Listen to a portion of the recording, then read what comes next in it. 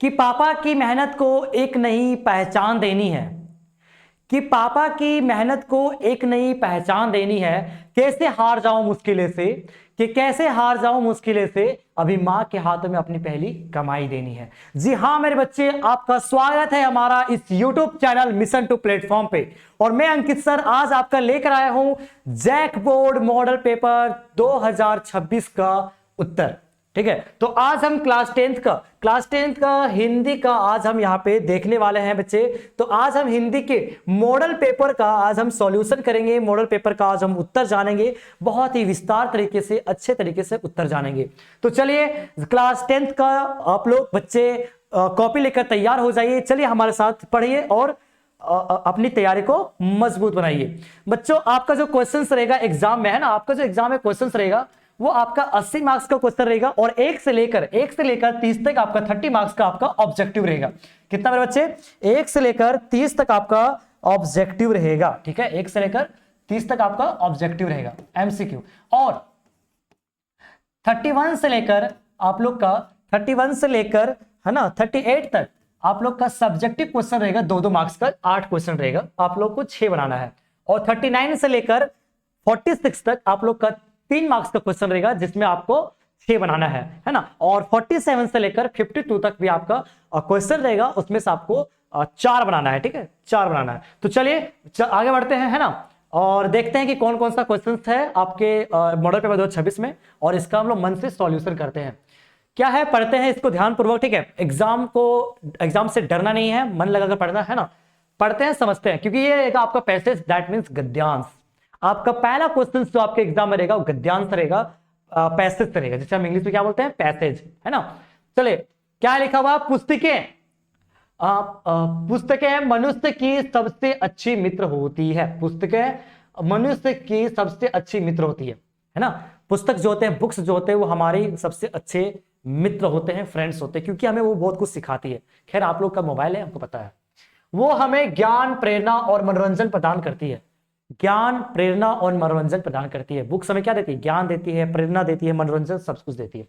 पढ़ने की आदत ना केवल हमारे शब्द संपदा को बढ़ाती है, बल्कि हमारी सोच की भी गहराई देती है।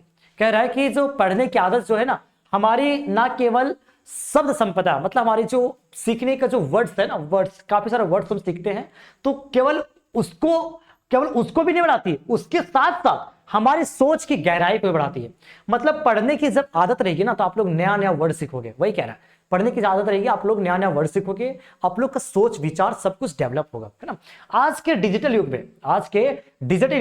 युग में लोग मोबाइल और कंप्यूटर, है ना, पर अधिक समय बिताने लगे हैं। पर क्या होने लगे, अधिक समय बिताने लगे। आप लोग भी फोन वगैरह पे ज्यादा समय टाइम पास करते हो, क्या करते हो, रील देखते हो, है ना, गेम खेलते हो, पबजी जो भी है ना, जिससे पढ़ने की आदत धीरे धीरे कम हो रही है।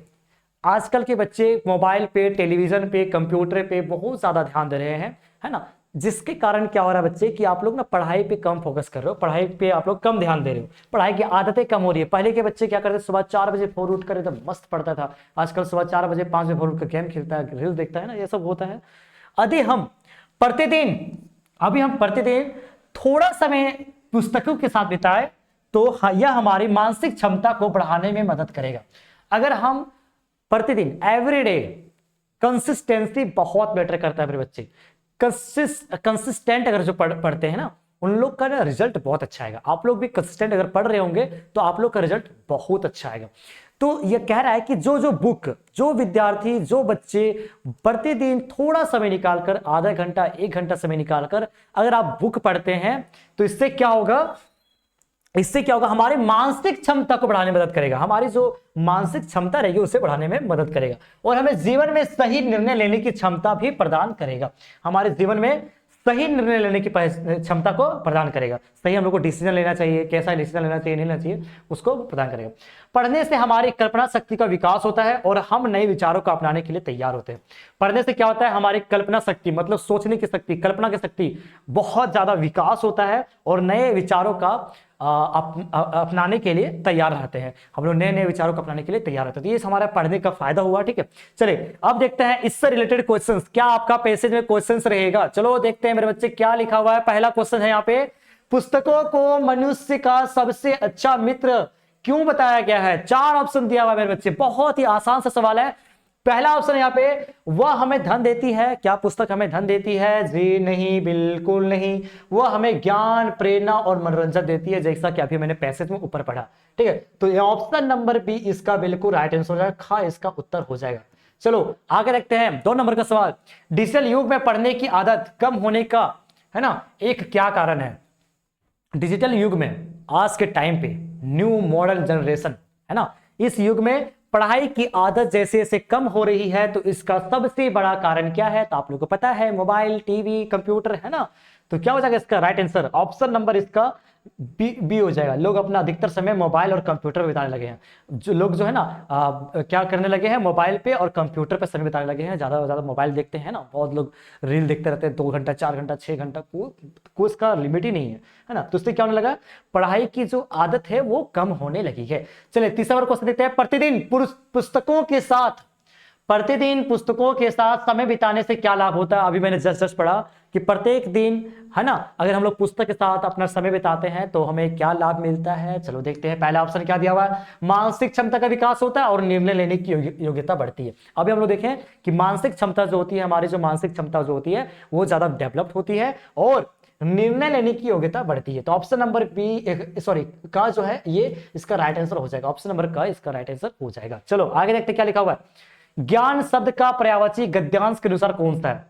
इस गद्यांश के अनुसार, पैसेज के अनुसार ज्ञान का जो शब्द है उसका पर्यायवाची, है ना, पर्यायवाची क्या है? चलो यहाँ पे 4 ऑप्शन लिखा हुआ है। पुस्तक है, खेल है, तकनीक है, शिक्षा है। तो क्या हो जाएगा ज्ञान का शब्द का अर्थ? शिक्षा। क्या हो जाएगा मेरे बच्चे? शिक्षा, है ना, शिक्षा। ज्ञान का शब्द का जो पर्यायवाची शब्द है वो शिक्षा है। चलो आगे देखते हैं क्या लिखा हुआ है। हाँ, आपका 4 नंबर वहां पे पैसेज का खत्म हो गया, मतलब 1 से 4 वहां पे पैसेज अब खत्म हो गया। अब दूसरा पद्यांश दिया हुआ रहेगा। पद्यांश मतलब कुछ पोयम से काटकर आप लोग को दिया हुआ रहेगा। चलो क्या है देख लेते हैं, डरना नहीं है, हम बता देंगे, है ना। क्या लिखा हुआ बच्चे? पर्वत कहता शीश उठाकर, पर्वत कहता शीश उठाकर तुम भी ऊंचे बन जाओ। पर्वत जिस जगह पे खड़ा है वो कह रहा है, कहने का मतलब इस पंक्ति में है कि जिस तरीके से पर्वत बहुत ऊंचे स्थान पर है ना, उसी तरीके से कह रहा है कि अपना तुम भी ऊंचे बन जाओ, है ना। जिस तरीके से पर्वत ऊंचाई पे खड़ा है, बहुत ही ऊंचे स्थान पर खड़ा है, तो उसी तरीके से कह रहा है कि आप भी क्या ऊंचे बन जाओ, क्या हो जाओ, ऊंचे बन जाओ। सागर कहता है लहराकर, सागर कहता है लहराकर मन में गहराई लाओ, सागर कहता है लहराकर मन में गहराई लाओ।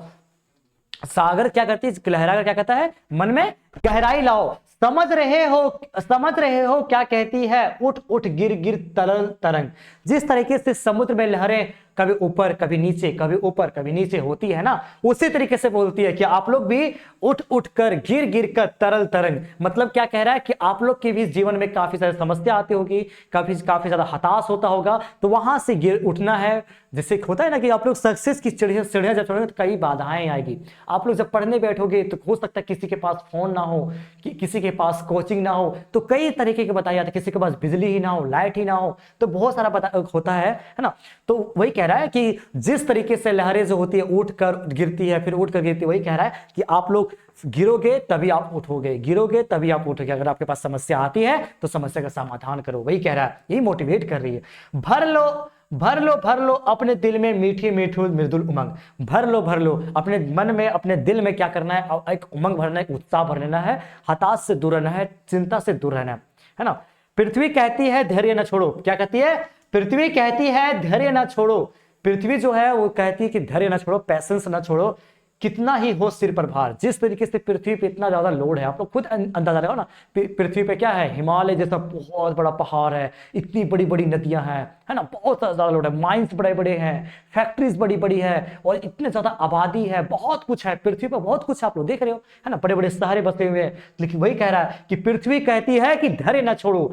मतलब आपके ऊपर भी बहुत ज्यादा टेंशन आएगा। इस लाइन का मतलब समझो, आपके ऊपर भी बहुत ज्यादा टेंशन आएगा। जिस तरीके से पृथ्वी के ऊपर भार है ना, आपके ऊपर भी भार आएगा। हो सकता है आपको आने वाले टाइम पे कमाने का भार आ जाए, घर चलाने का भार आ जाए। वह कहती है, पृथ्वी कहती है धैर्य ना छोड़ो, कितना ही हो सिर पर भार, जितना ज्यादा आपका बोझा हो, कितना ज्यादा आपके ऊपर टेंशन हो, कितना ज्यादा आपके ऊपर प्रेशर हो, आप लोग धैर्य ना छोड़ो।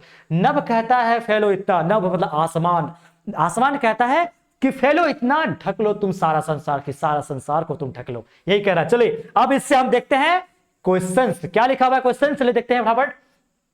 प्रकृति कविता प्रकृति संदेश में, कविता प्रकृति संदेश में सागर से कवि हमें क्या सीख लेने को कहते हैं।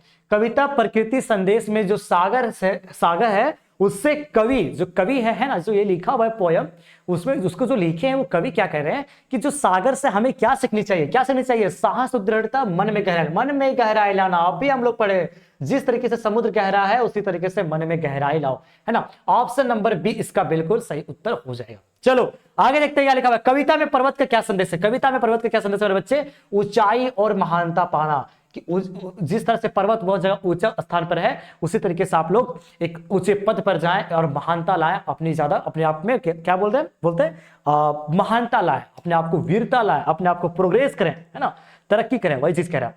सागर कहता है लहराकर, सागर कहता है लहराकर, यहां सागर किस गुण को अपनाने का संकेत देता है।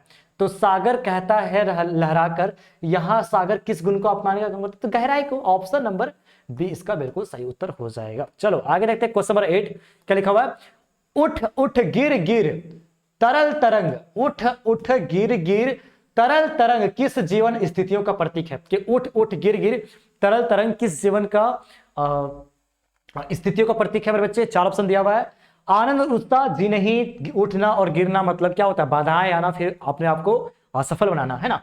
धैर्य और स्थिरता गलत है, गहराई फैलाव गलत है, कठिनाई और सफलताएं। हाँ, आपके जीवन में जब आप चलेंगे, आप पढ़ेंगे, आपके जब आप सक्सेस की सीढ़ियों पर चढ़ेंगे, जब आप बहुत ज्यादा मेहनत करेंगे तो आपके जीवन में कई तरह की कठिनाई आएगी, जिससे हम लोग क्या करना है, उठना है और सफलता हासिल करनी है ना। मंजिल वो दूर नहीं है जहां पे आप सफलता हासिल करेंगे, इसलिए सफलता हासिल करो। अब है बच्चे 8 नंबर तक आपका गद्यांश पद्यांश कंप्लीट, मतलब आपका पोयम वाला पैसेज वाला सब कंप्लीट हो गया बाबू। अब हम लोग देखेंगे व्याकरण का क्वेश्चन। व्याकरण से क्वेश्चन, ग्रामर से क्वेश्चन आपके हिंदी में आएगा, इंग्लिश में भी आएगा, सब क्लियर हो जाएगा। अंकित सर है ना, सब हो जाएगा, टेंशन नहीं लेना है।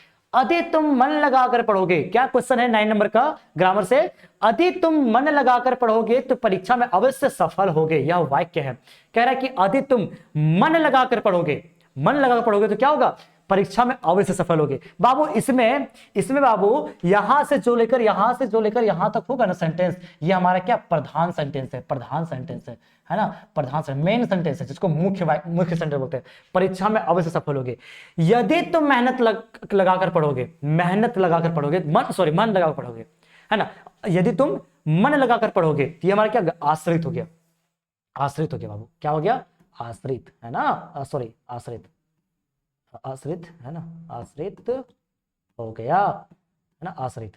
तो यदि तुम मन लगाकर पढ़ोगे तो परीक्षा में अवश्य सफल होगे। तो जो परीक्षा में अवश्य सफल होगे, जो यहाँ पे लिखा हुआ है बाबू कि परीक्षा में अवश्य सफल होगे, है ना, परीक्षा में अवश्य सफल होगे, जो यहाँ पे लिखा हुआ है, ये हमारा क्या है, मुख्य सेंटेंस है। और ये क्या है, आश्रित है, इसके ऊपर डिपेंड है, इसके ऊपर डिपेंड है। परीक्षा में तुम पास हो जाओगे, परीक्षा में तुम टॉप कर जाओगे अगर बढ़िया से पढ़ोगे, अगर बढ़िया से पढ़ोगे बाबू, बढ़िया से पढ़ोगे, अगर बढ़िया से पढ़ोगे, ये क्या होगा, डिपेंड हो गया उस पर, डिपेंड हो गया उस पर, है ना। तो ये हमारा क्या हो गया, मिश्र वाक्य हो गया। क्या हो गया मेरे बच्चे, मिश्र वाक्य। तो मिश्र वाक्य कहां पे है, ऑप्शन नंबर सी इसका बिल्कुल सही उत्तर हो जाएगा, है ना। चलो ग इसका राइट आंसर हो जाएगा, है ना। 10वां क्वेश्चन क्या कहता है, मोहन पढ़ाई करता है और सोहन खेलों में अच्छा है। बाबू 2 सेंटेंस यहाँ पे जोड़ रहा है, मतलब संयुक्त वाक्य हो गया। चलो आगे बढ़ते हैं बच्चे, क्या लिखा हुआ है, फल खाया जा रहा है, या किस वाच्य का उदाहरण है। तो बच्चे ये कर्म वाच्य का उदाहरण है, क्योंकि यहाँ पे खाया, है ना, खाया, यहाँ पे कर्म को कर्म दिखाया जा रहा है ना, फल खाया जा रहा है, तो कर्म को यहाँ पे प्रधान माना जा रहा है, कर्म यहाँ पे प्रधान है, तो हमारा ये कर्म वाच्य हो गया, खाया, है ना, खाया जा रहा है, तो क्या हो गया, वो कर्म वाच्य हो गया। चलो आगे बढ़ते हैं, डरना नहीं है, उससे रिलेटेड क्वेश्चन भी समझ में आ जाएगा आप लोग को। अगर आपको पढ़ने में मजा आ रहा होगा ना, पढ़ने मजा आ रहा होगा तो प्लीज चैनल को सब्सक्राइब कर लेना और हमारे कोर्स जरूर जुड़ाना, क्रैश कोर्स, है ना। वहां पे आप लोग को सारे सब्जेक्ट की आप लोग को बढ़िया तरीके से स्टोरीज बताई जाएगी, ग्रामर हो, कुछ भी हो, letter, paragraph, important question, previous year question, model paper, जो भी होता है सारा क्वेश्चन वहां पे आपको बताया जाएगा, सारा सॉल्यूशन करवाया जाएगा, है ना, सब कुछ टोटल चीज। तो परीक्षा जिसका तैयारी नहीं हो पाया बढ़िया से, तो उन लोग कर सकते हैं, है ना। और चैनल को हमेशा सपोर्ट करते रहें, वीडियो को ज्यादा ज्यादा शेयर करें, तभी हम लोग क्या करते हैं, हम लोग को मोटिवेट मिलता है, हम लोग को प्रेरणा मिलती है कि बच्चे इतनी ज्यादा एक्टिव है, पढ़ाई कर रहे हैं, तो हम लोग को क्या होता है, मुझे अच्छा लगता है वीडियो बनाने में, है ना। आकाश में बादल छाए हुए हैं, इसमें बादल कौन सा पद है बाबू, तो बादल कौन सा पद है, क्रिया, जी नहीं, बिल्कुल नहीं, संज्ञा, हाँ बिल्कुल, खा नंबर इसका सही हो जाएगा, बादल क्या है, संज्ञा है। चलो अब आवाज देखते हैं, क्या बोलते हैं, क्वेश्चन देखते हैं क्या लिखा हुआ है। उसकी आवाज बिजली की तरह गूंज रही थी, उसकी आवाज बिजली की तरह गूंज रही थी, यह कौन सा अलंकार है बाबू, ये अलंकार है बाबू उत्प्रेक्षा अलंकार, उत्प्रेक्षा अलंकार। सर क्यों है बाबू, उसकी आवाज बिजली की तरह गूंज रही थी, मतलब हम किसी चीज की तुलना किसी और से कर रहे हैं, किसी चीज को तुलना हम किसी और से कर रहे हैं, तो वहां पर हमारा क्या लगेगा, वही लगेगा उत्प्रेक्षा, क्या लगेगा, उत्प्रेक्षा। चलो आगे बढ़ते, क्या लिखा हुआ है, बहुत बढ़िया क्वेश्चन आगे दिखा हुआ है, बहुत ही आसान सा क्वेश्चन है, बहुत ही इजी क्वेश्चन है। क्या लिखा हुआ है, त्रिलोक किस प्रकार का समास है, त्रिलोक किस प्रकार का समास है। अगर हम लोग वर्ड में अगर पहला पद आपका संख्यावाचक रहे तो हमारा वो द्विगु समास हो जाएगा, क्या बचेगा बच्चे, द्विगु समास हो जाएगा। जैसे कि चौराहा, जैसे आप लोग का एग्जाम में ना कोई भी क्वेश्चन पूछ सकता है, जरूरी नहीं कि त्रिलोक ही पूछेगा, चौराहा दे दिया तो क्या करोगे, सर नहीं बताए थे, अरे नहीं बाबू, पहला आप लोग का जैसे चौराहा, जैसे चौराहा मान लेते, चौराहा, चौराहा है ना, चौराहा, चतुर्भुज, चतुर्भुज, दशानन, पंचतत्व, है ना, नौग्रह। तो आप लोग यहां देख सकते हैं, ये जो लिखा हुआ चौराहा, चौराहा का जो पहला शब्द क्या लिखा हुआ है बच्चे, वहां क्या, ये संख्यावाचक है, काउंटिंग नंबर है ना। चतुर्भुज, चतुर्भुज मतलब चार भुजा, क्या है काउंटिंग में, दशानन 10, है ना, पंचतत्व 5 और नौग्रह 9। तो जो हमारा लिखा हुआ त्रिलोक, तीन लोक, जैसे कि तीन लोक कौन कौन सा बाबू, आसमान, पृथ्वी, पाताल, है ना, तीन लोक, वही लिखा हुआ है। चलो आगे बढ़ते हो गया ना। 14 नंबर का जो राइट आंसर हो जाएगा मेरे बच्चे, सी हो जाएगा। 15 नंबर क्वेश्चन क्या लिखा हुआ है, ईमेल लेखन किससे संबंधित है, तो बाबू ईमेल लेखन है हमारा आधुनिक संचार माध्यम, आज के टाइम का आधुनिक संचार माध्यम। आगे बढ़ते हैं, क्या लिखा हुआ है, 16 नंबर क्वेश्चन, पढ़ाई जीवन को उज्जवल बनाती है, बाबू पढ़ाई जीवन को उज्जवल बनाती है, इसमें कौन सा अलंकार है, तो मेरे बच्चे रूपक अलंकार है। क्या क्यों बच्चे, मेरे बच्चे रूपक अलंकार, ये कौन सा अलंकार है, रूपक अलंकार। लेकिन यहाँ पे ऑप्शन नहीं दिया हुआ है, ये आपका गलत हो जाएगा सारा, है ना, ये चारों ऑप्शन गलत, इसका जो राइट आंसर हो जाएगा मेरे बच्चे रूपक अलंकार है।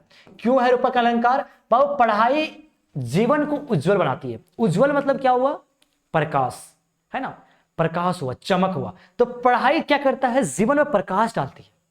जब कोई चीज ना, जब कोई चीज किसी से बहुत ज्यादा रिलेट कर रही है, मतलब उसको अलग थलग नहीं किया जा सकता, है ना, पढ़ाई जीवन को उज्जवल बनाती है, अलग थलग नहीं किया सकता, इसमें क्या था, हमारा रूपक अलंकार लगता है। तो यहाँ पे ऑप्शन थोड़ा मिस्टेक किया हुआ है, आप लोग उसे सुधार लेना, तो रूपक अलंकार इसका राइट आंसर हो जाएगा बाबू। अलंकार का स्पेशल वीडियो आ जाएगा, टेंशन आप लोग को लेना नहीं है। अब हमारा 16 नंबर तक व्याकरण कंप्लीट। अब हम लोग क्या करेंगे, पद्यांश की तरफ मूव करेंगे, पद्यांश की तरफ। आप लोग का पद्यांश, सॉरी गद्यांश, गद्यांश सॉरी गद्यांश, है ना, गद्यांश की तरफ मूव करेंगे, है ना। चलो आगे बढ़ते हैं, क्या गद्यांश लिखा हुआ है, युमथांग पहुंचने के लिए हमें रात भर लायुंग में पड़ाव लेना था।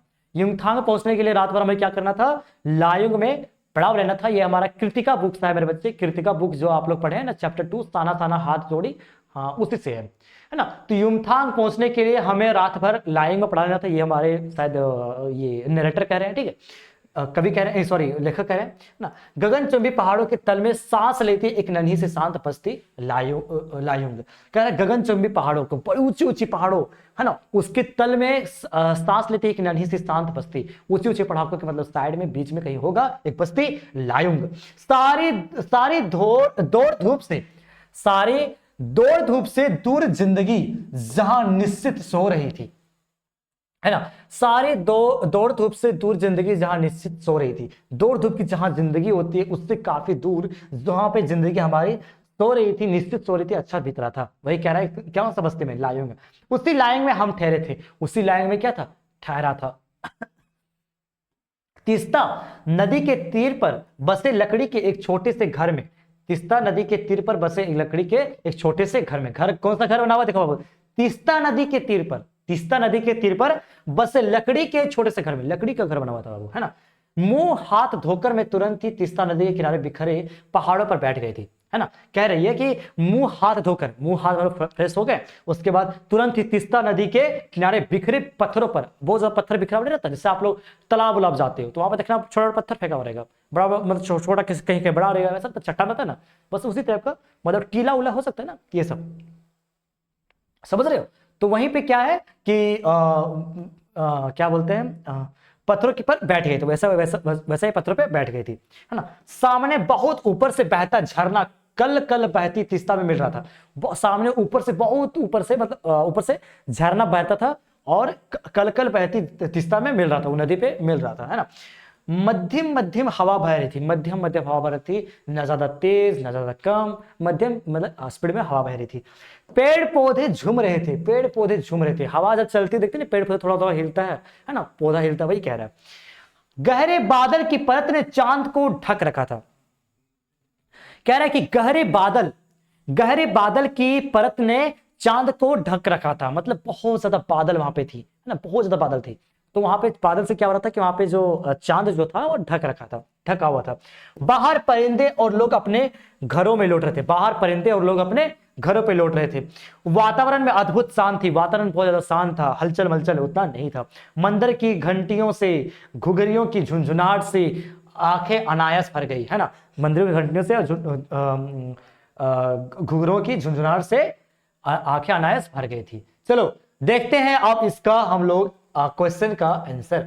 लायोंग किस प्रकार की बस्ती बताई गई है, लायोंग मेरे बच्चे किस प्रकार की बस्ती बताई गई है, तो यहाँ पे शांत और नन्ही, शांत और नन्ही, ऑप्शन नंबर खा इसका बिल्कुल राइट आंसर हो जाएगा। उपर्युक्त गद्यांश में वातावरण के शांत की तुलना किससे की गई बाबू, उपयुक्त गद्यांश में वातावरण के शांत की तुलना किससे की गई बाबू, तो हम लोग अभी पढ़े मंदिर की घंटियों और घुंघरुओं की, क्या मेरे बच्चे, मंदिर की घंटियों और घुंघरुओं की क्या लिखा हुआ है, झुंझुनाहट से, रुनझुनाहट से, है ना, रुनझुनाहट से।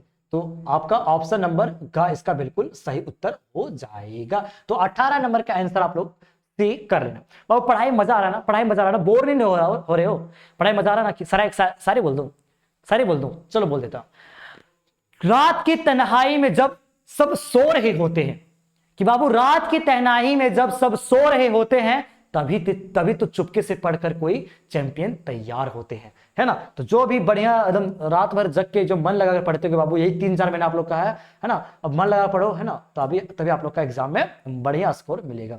चलो बाबू यहाँ पे क्या लिखा हुआ देख लेते हैं। यहाँ पे 18 नंबर का क्वेश्चन हो गया। अब हमारा उसके बाद से एक थोड़ा सा पद्यांश दिया हुआ है, चलो देख लेते क्या लिखा हुआ है। पद्यांश एक थोड़ा सा पोयम टाइप का दिया हुआ है, बहुत आसान है।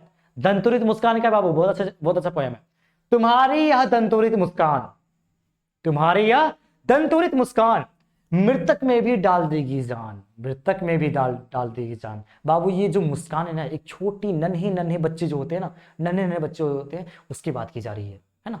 तो जो उसकी जो मुस्कान है ना, उसकी जो हंसी है, खिलखिलाहट हंसी, है ना, बच्चे छोटे बच्चे देखते हुए मस्त हंसता है, कभी कभी देखते हैं ना, तो वो क्या होता है, मृतक में भी जान डाल देती है। बाबू मृतक मतलब मरा हुआ आदमी नहीं बाबू, हताश व्यक्ति, उदास व्यक्ति, बहुत ज्यादा हताश हो गया है, उदास हो गया है, चिंतित है, कोई क्रोध में है, तो उसको क्या करता है, ये जो हताश व्यक्ति जो होता है उसमें वो जान डाल देती है, जान उसमें डाल देती है।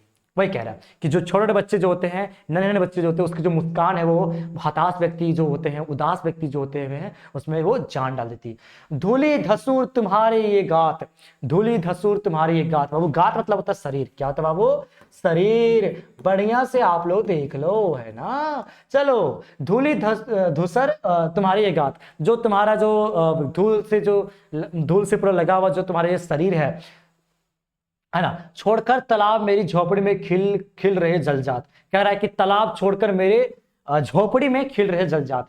वही कह रहा है कि जिस तरीके से तालाब में कमल का पौधा खिलता है ना, फूल खिलता है ना, उसी तरीके से हमारे झोपड़ी में एक लग रहा है कि कोई खिल रहा है ना, कोई जलजाति खिल रहा है, मतलब कमल खिल रहा है, ऐसा उसको लगता है। किसको लगता है बाबू, ये जो पोएट लिखे, कवि जो लिखे, कवि को लगता है। परस पाकर तुम्हारा ये प्राण पिघल कर जल बन गया होगा कठिन पाषाण, परस पाकर तुम्हारा ही प्राण।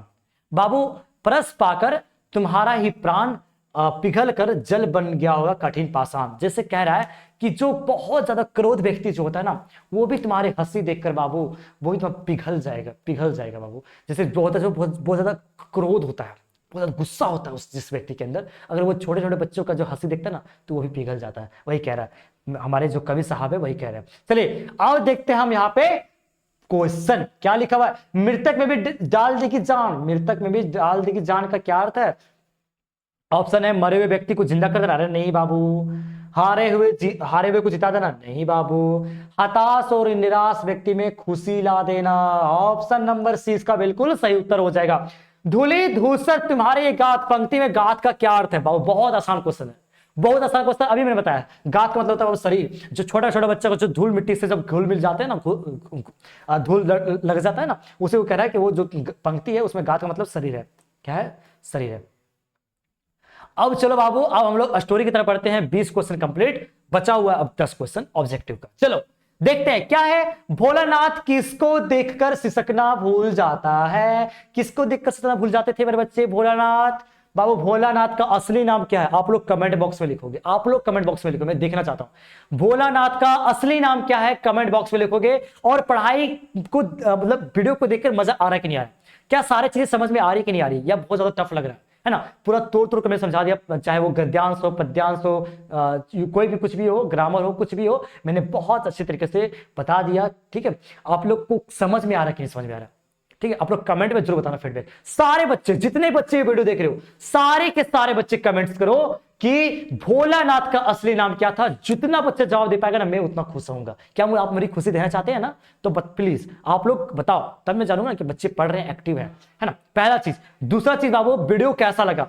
अंकित सर को लेकर आप लोग का क्या भाव है? अंकित सर को लेकर आपके मन में क्या है? क्या आपको समझ में आ रहा है कि नहीं समझ में आ रहा है ना? आप लोग फटाफट कमेंट बॉक्स में जरूर लिखना कि हमें कैसा आप लोग को बता रहा हूं। चलो, भोलानाथ किसको देखकर सिसकना भूल जाता है? भोलानाथ जब रोता है ना, तो वो किसको देखकर सिसकना भूल जाता है? किसको देखकर रोना भूल जाता है? तो बाबू अपने खेल के साथियों को देखकर, अपने जो उसका फ्रेंड्स होते हैं, जिसका साथ वो खेलता है, उसको देखकर वो सिसकना भूल जाता है। उद्धव कृष्ण का कौन सा संदेश लेकर आए थे मेरे बच्चे? तो वो लेकर आए थे योग संदेश का। ऑप्शन नंबर इसका बिल्कुल सही उत्तर हो जाएगा। चलो आगे बढ़ते हैं, क्या लिखा हुआ है? राम लक्ष्मण परशुराम संवाद में किस रस की प्रमुखता है बच्चे? तो वो हमारा वीर रस है। राम लक्ष्मण परशुराम ये वीरता का प्रतीक है, ये सूर्य का प्रतीक है ना? तो इसमें जो रस लगा हुआ है कौन संवाद में, वो कौन सा रस लगा हुआ है? वीर रस लगा हुआ। ऑप्शन नंबर ख इसका बिल्कुल सही उत्तर हो जाएगा।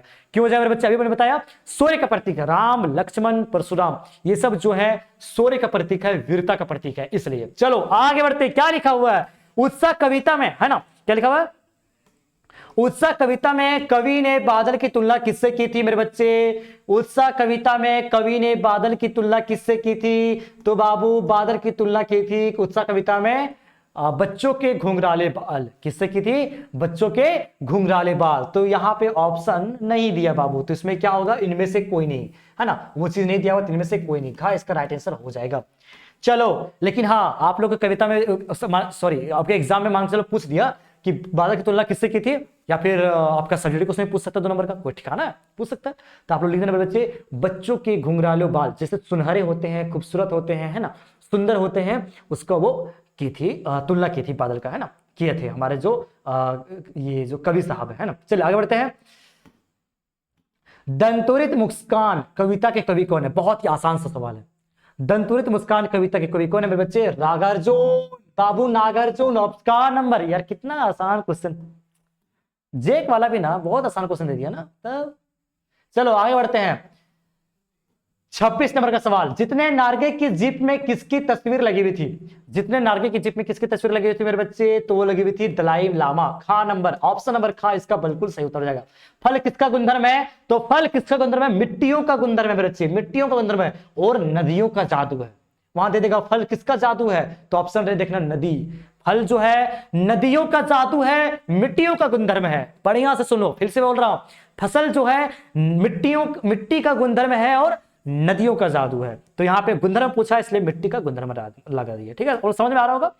संगीतकार का क्या अर्थ है? संगीतकार का क्या अर्थ है? संगीतकार का क्या अर्थ है मेरे बच्चे? ये क्वेश्चन मोस्ट बच्चे गलत करके आते हैं। मोस्ट ऑफ ऑल बच्चे गलत करके आ जाते हैं। बहुत बच्चे गलत करके आ जाते हैं। ये क्वेश्चन देखो बाबू, लॉजिक का क्वेश्चन है। क्या लिखा हुआ है? संगतकार का क्या अर्थ है? संगतकार का क्या अर्थ है? आप लोग पता क्या लगा क्या होगे? मुख्य गायक, जो कि गलत है, जो कि क्या है? गलत है। इसका राइट आंसर पता क्या होगा? मुख्य गायक का साथ देने वाले गायक। जब कोई गाना गा रहा होता है, ठीक है, जब कोई गाना गा रहा होता है तो पीछे से कोई गाता है ना, पीछे से उसके साथ साथ जो गाना गाता है, जो उसका राग ना टूट जाए, है ना, उसका जो फ्लो चल रहा है गाने का, बोलने का, वो टूट ना जाए, उसका आत्मविश्वास डाउन ना हो जाए। जैसे देखते हो ना आप लोग, कोई आप लोग देखते होंगे भजन में, आप लोग भजन देखते होंगे, कव्वाली देखते होंगे, जो भी होता है, तो भजन वगैरह में देखते होंगे बच्चे, तो वहां पे जो भजन बोलते हैं तो उसके पीछे पीछे भी बोलते हैं, है ना, तो वो था संगतकार। मतलब बाबू इसका मतलब क्या हुआ? मुख्य गायक का साथ देने वाले गायक को क्या बोलते हैं? संगतकार बोलते हैं। ऑप्शन नंबर खा इसका राइट आंसर हो जाएगा। चलो आगे देखते हैं। मन्नू भंडारी का हिंदी प्रधानाध्यापिका का क्या नाम था? मन्नू भंडारी की हिंदी प्रधानाध्यापिका का क्या नाम था? तो बाबू था शीला अग्रवाल। क्या था बाबू? शीला अग्रवाल का नंबर। चलो आगे बढ़ते हैं। क्या लिखा हुआ है? हलदार साहब और चश्मे वाले में क्या समानता है? बाबू हलदार साहब और चश्मे वाले में क्या समानता है? तो इसका जो राइट आंसर होगा बच्चे क्या हो जाएगा? दोनों देशभक्त थे बच्चे, दोनों देशभक्त थे, दोनों देशभक्त थे। खा इसका राइट आंसर हो जाएगा। हलदार साहब क्या थे? वो देखते थे कि नेताजी की मूर्ति में चश्मा लगा हुआ नहीं है, तो वो निराश होते थे, दुखी हो जाते थे। और चश्मे वाला जो था वो चश्मा लगाता था। तो दोनों क्या थे? देशभक्त थे, है ना, दोनों देशभक्त थे। तो हमारा यहां पे हिंदी ये का क्वेश्चन 30 ऑब्जेक्टिव क्वेश्चन यहां पे कंप्लीट होता है। जैक बोर्ड द्वारा जारी किया गया मॉडल पेपर 2026 का मैंने यहां पे आंसर बता दिया। आगे सब्जेक्टिव का भी क्वेश्चन है, जिसका भी वीडियो मेरे प्लेलिस्ट पे अपलोड हो चुका है। चलिए मैं अपलोड हो चुका है। चलिए हो गया कंप्लीट यहाँ पे वीडियो। बाबू इतना सारा कंप्लीट हो गया। अब आप लोग क्या काम किया है मैंने यहाँ पे बता दिया आप लोग को। आप लोग का काम है मेरे बच्चे शेयर कर देना, फटाफट आप लोग ना शेयर कर दो वीडियो को। जितना ज्यादा आप लोग शेयर कर पाओगे ना, वीडियो जितना ज्यादा आप लोग शेयर कर पाओगे ना, उतना मेरे लिए बढ़िया होगा। जितना ज्यादा शेयर करो अपने दोस्तों को, है ना, अपने दोस्तों को, स्कूल के दोस्तों को, अपने स्कूल के दोस्तों को, है ना, आप लोग अपने स्कूल के दोस्तों को हो गया, ट्यूशन के दोस्तों को हो गया, खेल के दोस्तों को हो गया, सबको आप लोग ना शेयर कर दो मेरे बच्चे। शेयर आप लोग करते नहीं हो वीडियो, जितना ज्यादा शेयर करोगे उतना ज्यादा मेरे लिए फायदा है। मुझे मोटिवेशन मिलती है काम करने के लिए। तो ये आपका कंप्लीट हो गया, ठीक है। आप लोग यहाँ पे देख सकते हैं, आप लोग मेरा ये सोशल मीडिया हैंडल हो गया, आप मुझे यहाँ पे फॉलो भी कर सकते हैं। और जो मैं बता रहा था कि आप लोगों का जो ये सब्जेक्टिव क्वेश्चंस जो है, ये भी बहुत ही अच्छा क्वेश्चन है, ठीक है। आप लोग देख सकते हैं, इसका भी आंसर सारा है जो अपलोड हो चुका है, आप लोग प्लेलिस्ट चेक करके देख सकते हैं। तो मिलते हैं बाबू किसी नए वीडियो में, तब तक के लिए thank you so much for watching this video. मेरे बाबू वीडियो को बहुत ज्यादा शेयर कर देना अपने सारे सहपाठियों को, अपने सारे दोस्तों को। Thank you so much.